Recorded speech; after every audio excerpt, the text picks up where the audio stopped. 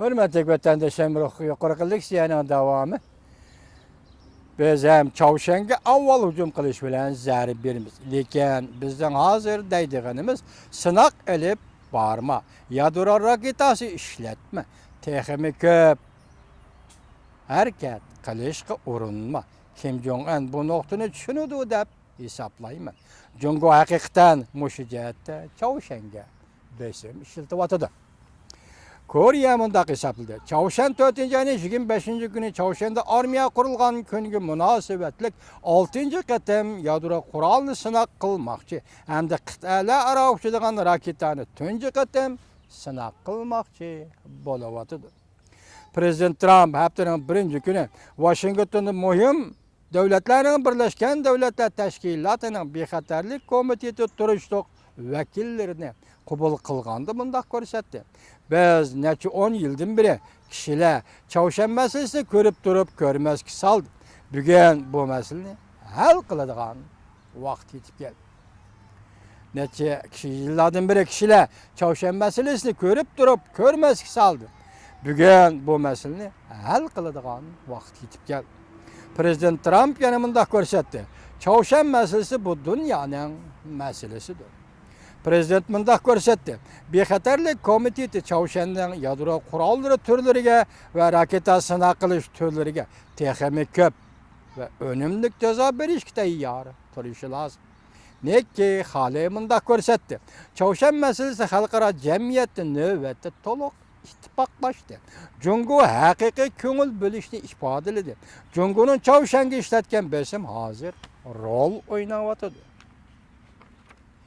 Jungo alaqadar taraflarning gazeti Yer shari vaqt gazeti 4. ayının 22. günü obzor e'lon qilib mundaq ko'rsatdi. Agar Çavuşan davomli yadro faoliyatini qanot yoydiradigan Amerika Çavuşanning alaqadar aslahalariga operatsiya shaklidagi zarba berdi. Beijing diplomatiya sohasida Çavuşanni cheklashi mumkin. Harbiy ishlar bo'yicha Çavuşan masalasiga aralashmasligi lozim deb ko'rsatdi. Koreya matbuotları mundaq hesap. Bu Jungo hükümetinin Amerika ve Koreya iki devletinin Çavuşanning yadro aslahalariga nuqtaliq zarb berishiga sukut qilganligidir.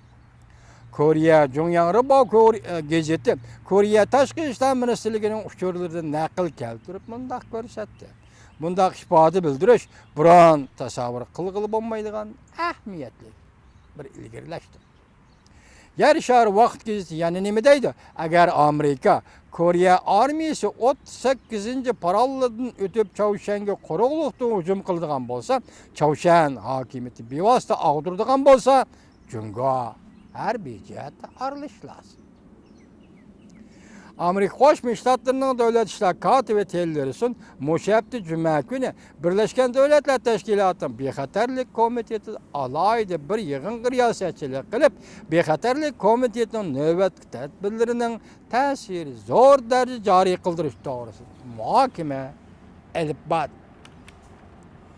Endilikda yana bir xabar diqqat qiling vatandoshim. Agar Amerika Çavuşanga harbiy ishlar bilan zarba bersa, Jungo aralishamdi. Mavzuli xabar 4. ayının 27. günü Amerika ovozining Xitoy tili programmasi e'lon qilindi. Xabar bunday boshlanadi.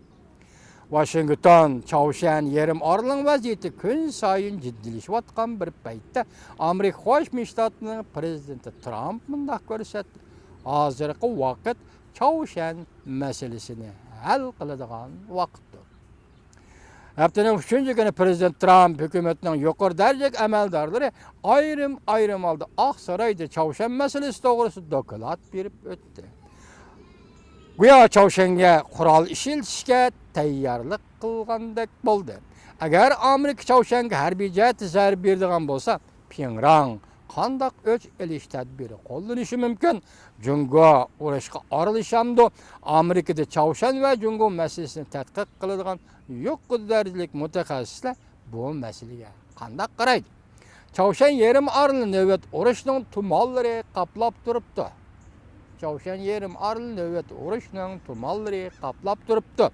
Çavuşanga qurol ishlatishga tayyorlik qildimi? Prezident Trump odatdan tashqari bir ahvolda Amerika Davlat Majlisi Kengash palatasining a'zolarini Oqsaroyga taklif qilib, Chavshan masalasi to'g'risida doklad anglashni talab qildi. Hurmatli vatandoshlar, nextimizning davomini anglaysiz.